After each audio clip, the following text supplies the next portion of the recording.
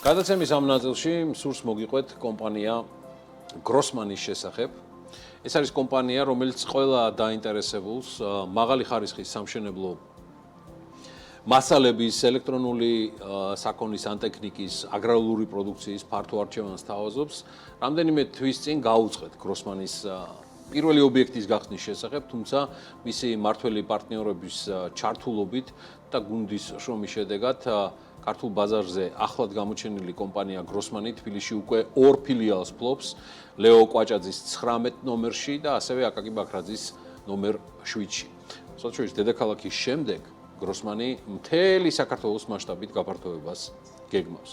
ამ კომპანიის ანუ Grossman-ის მმართველი და აღმასრულებელი გუნდი მეტყვილად არ მიხსენებია, წლებია საქმიანი საზოგადოება იცნობს და აკვირდება Grossman-ის დამფუძნებელს, თუმცა სრულიად სხვა ამპლუაში, როგორც ერთ-ერთი უმსხვილესი კომპანიის მთავარი აღმასრულებელი ოფიცერი, დღეს სწორედ ვახტანგ კაჭარავა უძღვება პარტნიორებთან და გუნდის წევრებთან ერთად Grossman-ს საკმაოდ საინტერესო გეგმებით და ამოცანებით ავითარებს. ვახტანგ კაჭარავა ეწვია ამისთვის მშობლიურ BMG-ს და მეც მოგვიყვება ეხა თავის კომპანიაზე და ბრენდზე. მე მას უკვე მივესალმები ჩვენს სატელევიზიო სტუდიაში. ახალ ამპლუაში Grossman-ის აღმასრულებელი დირექტორი და მმართველი პარტნიორი და დამფუძნებელი. ვახტანგ გაგდაბზანდი. მოირგე სტუდია თქვენთვის ეს ამბავი უცხო არ არის. მინდა დავიწყო შესავლით ვიდრე გავხურდებით სხვადასხვა თემაზე. თქვენგან აღწერეთ, რას წარმოადგენს Grossman-ი? როდის მიიღეთ გადაწყვეტილება მის დაფუძნებაზე? Grossman-ზე რაღაცნაირად სწრაფად მივიღე გადაწყვეტილება, იმიტომ რომ იცით ახლა თქვენს წარმოგიდგენთ, თეგეტაში დიდი ხანი ვმუშაობდი, რაღაც 12 წლიანი ციკლი დამთავრდა და ვიფიქრე რომ მეთქი რაღაც სხვა მიმართულებით მინდოდა განვითარება და რატომ ავირჩიე ეს თემა? ალბათ იმიტომ რომ ორი მთავარი ფაქტორი მქონდა. ერთი ეს პირადი სურვილი თუ ჰობი შეიძლება დავარქვათ, მომწონს ასეთი ფორმატის მაღაზიებში, უცხოეთშიც ბევრი მაქვს ნანახი. და მეორე ალბათ უფრო პრაგმატული და ბიზნესური გათვლა იყო, იმიტომ რომ ეს სექტორი ერთ-ერთი ყველაზე დიდი არის საქართველოში, დაახლოებით 15 მილიარდ დოლარზე მეტი ეკონომიკა ტრიალებს ყოველწლიურად და თან კარგი ის არის, რომ ეს მზარდია.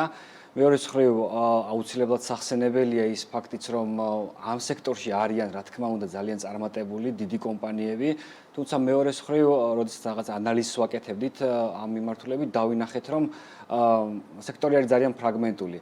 ტოპ მოთამაშეების 30-ეული რომ ავიღოთ, ისინი მაინც ვერ ცდებიან 20%-იან ნიშნულს ბაზრის წილის. ეს რას ნიშნავს, რომ ბაზარზე რაღაცა ორგანიზებული ქსელები, მოთამაშეები მხოლოდ 20%-ს იკავებენ და ჯერ კიდევ ძალიან ფრაგმენტულია ეს ბაზარი. მსგავსი რამ ხდებოდა ფარმას მიმართულებით, მსგავსი რამ ხდებოდა სურსათის მიმართულებით და დღეს ვიცით, რომ ამას გაზრდის ეხა ეს ბაზარი. მე ვფიქრობ, რომ ეს ბაზარი ზუსტად ამ პროცესში არის, ამ რაღაცა ევოლუციის პროცესში არის და ვიფიქრე, რომ რაღაც ორგანიზებული მოთამაშე, რომელიც დიდ უბნებში გაჩნდებოდა, მომხმარებელს შესთავაზებდა კომფორტულ სერვისს, შოურუმს, ფართო ასორტიმენტს და ხარისხიან პროდუქტს, მათ შორის ბიუჯეტურსაც, ოღონდ ხარისხიანს და რა თქმა უნდა პრემიუმ ხარისხის პროდუქტებსაც.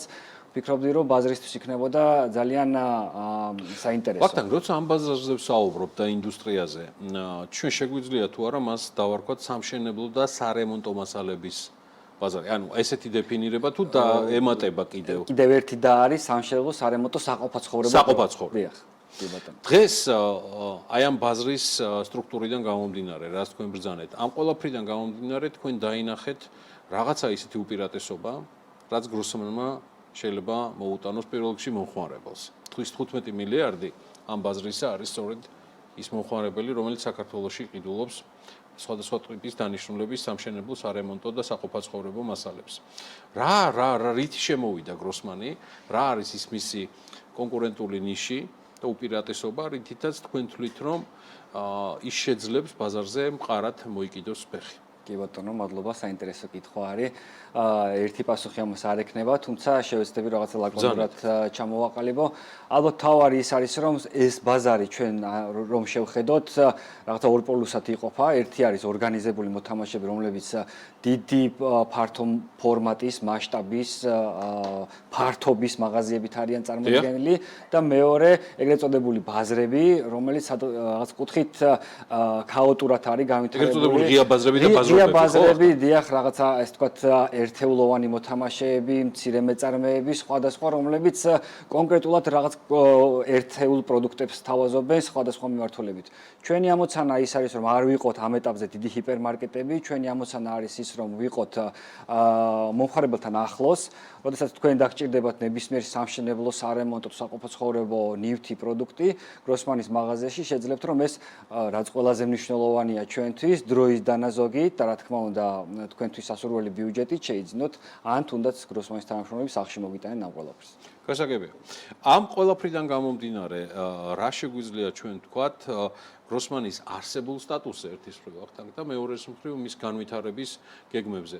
უკვე ორი ფილიალით ხართ წარმოდგენილი დედაქალაქში და მათ შორის კომპანია აანონსებს გეგმებს რეგიონალურ განვითარებასთან დაკავშირებით. ალბათ აქაც გარკვეული ანალიზი უძღოდა წინ და თქვენთვის მონახაზი გაკეთებულია. აი ამის მოსმენას თქვენგან საინტერესო იქნება. კი ბატონო, ჩვენი ანალიზი პირველ რიგში თქვენ რაც ბრძანეთ რამოდენიმე წუთის წინ სამშენებლო ნებართვებიდან გამომდინარე იყო ერთ-ერთი ფაქტორი. ჩვენ დავინახეთ, რომ მზარდია ეს ბოლო წლების განმავლობაში და ეს არნიშნავს, რომ ყოველ წელს რაღაც ნებართვა რო გამოდის, ის იმ წელსვე იხურება, რა თქმა უნდა, ეს განგრძობითი პროცესია, რამოდენიმე წელი სჭირდება მას მინიმუმ 3 წელი, რომ პროექტი დასრულდეს. შესაბამისად, თუ ავიღებთ 3 წლიან პერსპექტივას, უკვე ვიცით, რომ ძალიან დიდი ოდენობის კვადრატი არის ასაშენებელი, როგორც სამოქალაქო მშენებლობის კუთხით, ისე კომერციული მიმართულებებით და შესაბამისად, ჩვენი აქცენტიც ამაზე იყო გამიჯნული, რომ პირველ რიგში დედაქალაქში და პირველ რიგში საბურთალოს რაიონი დავარქვათ, ეს არის ლისის მიმდებარე ტერიტორიები, ეს არის იგივე მარშალგელოვანი, სადაც მეორე ფილიალი გვაქვს გახსნილი, მესამეს ჩვენ გვეგმავთ დიდი დიღმის მიმდებარე ტერიტორიები, სადაც ასევე დიდი რაოდენობით არის სხვადასხვა სამშენებლო ნებართვები გამოწვეული და რა თქმა უნდა, მსგავსი ქალაქები, რაც თქვენ ბრძანეთ რამოდენიმე წუთის წინ, არის ჩვენი ინტერესის სფერო და ეს არის გროსმანის განვითარების ერთ-ერთი მიმართულება, რამოდენიმე ფაზად იყოფა ჩვენი კომპანიის და დიახ, პირველი რა თქმა უნდა ეს არის ქსელი, რაზეც ჩვენ ვსაუბრობთ ახლა, თუმცა ამას დაემატება ალბათ ერთი წლის თავზე უკვე ჩვენივე ძალებით შემოტანილი სხვადასხვა სამშენებლო პროდუქტები, იმპორტს გულისხმობ. აქვე პარალელურად სურს რომ გავაკეთოთ რენტის მიმართულება. რა თქმა უნდა, რენტი არის ჩვენს ქვეყანაში კარგად განვითარებული, თუმცა კიდევ უფრო უკეთესად შეიძლება, იმიტომ რომ ჯერ კიდევ ბიზნესმა ვერ გააკეთა არჩევანი ფლობასა და საკუთრებას შორის და არ არის აქ მხოლოდ დიდ მანქანა დანადგარების საუბარი, თუნდაც წვრილი ინსტრუმენტები, რომლებიც ყოველდღიურად მშენებლობაში არის საჭირო, ძალიან მოთხოვნადია და მაგ მიმართულებით გვინდა განვითარება.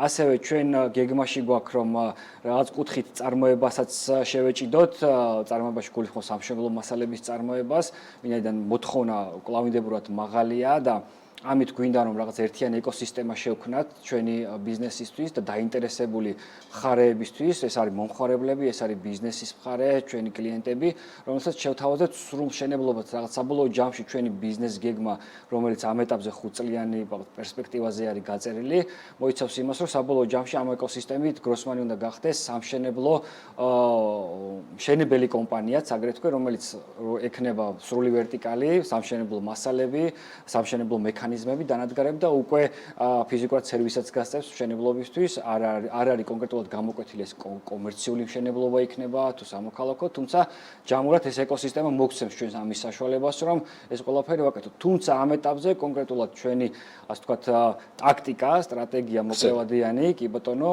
არის ქსელის განვითარებაზე, რომელიც ამ წლის ბოლომდე ვფიქრობთ, რომ 3 ფილიალი აუცილებლად გაიხსნება დამატებით და შემდეგ უკვე 3 წლიან პერსპექტივაში მინიმუმ 15 ფილიალი უნდა გქონდეს საქართველოს მასშტაბით. რაც ნიშნავს, რომ 5 იქნება წელს. დიახ. ჯამურად. კი ბატონო. და შემდგომ კიდე დაემატება 10. ძალიან მნიშვნელოვანი.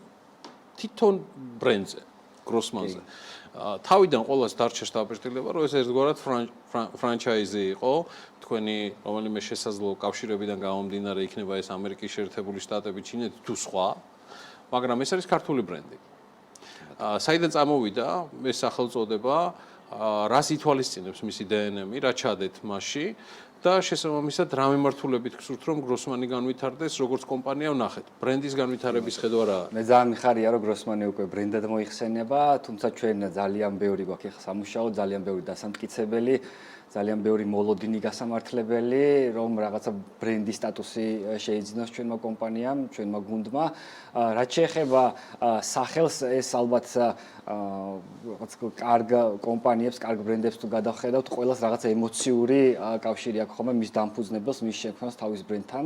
ესეც ალბათ ერთ-ერთი შეიძლება იყოს, იმიტომ რომ წლების წინ სოციალურ მედიაში, სოციალურ ქსელში უბრალოდ ჩემი ეგრეთ წოდებული ნიკნეიმი იყო და მაქედან გამომდინარე მოკლედ რაღაცა დავაკავშირეთ და წლების წინ როდესაც Facebook-ი გავაუქმე, მაშინ დავწერე რომ მეთქი მოვა დრო, ადრე თუ გვიან, როდესაც გროსმანი ბრენდის სახელი დაბრუნდება თქო და მოვიდა ალბათ ახლა ის პერიოდი, როდესაც მის რეალიზებაა და დამტკიცება უნდა შეუძლოთ.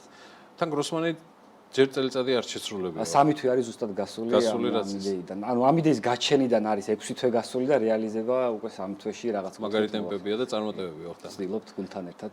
დარწმუნებული ვარ ბექაბაციკაძე ბრენდთან დაკავშირებით მოგაკითხავთ მით უმეტეს ესეთი შესავალი რახან გააკეთეთ ბრენდის დაბადებასთან დაკავშირებით. წარმატებები მინდა გისურვოთ პირადად თქვენ, წარმატებები მინდა უსურვო გროსმანის გუნდს, ვახტანგ კაჭარავა, გროსმანის დამფუძნებელი, მადლობა ვახტანგს და მის კომპანიას ბრენდ გროსმანს წარმატებას უსურვებ.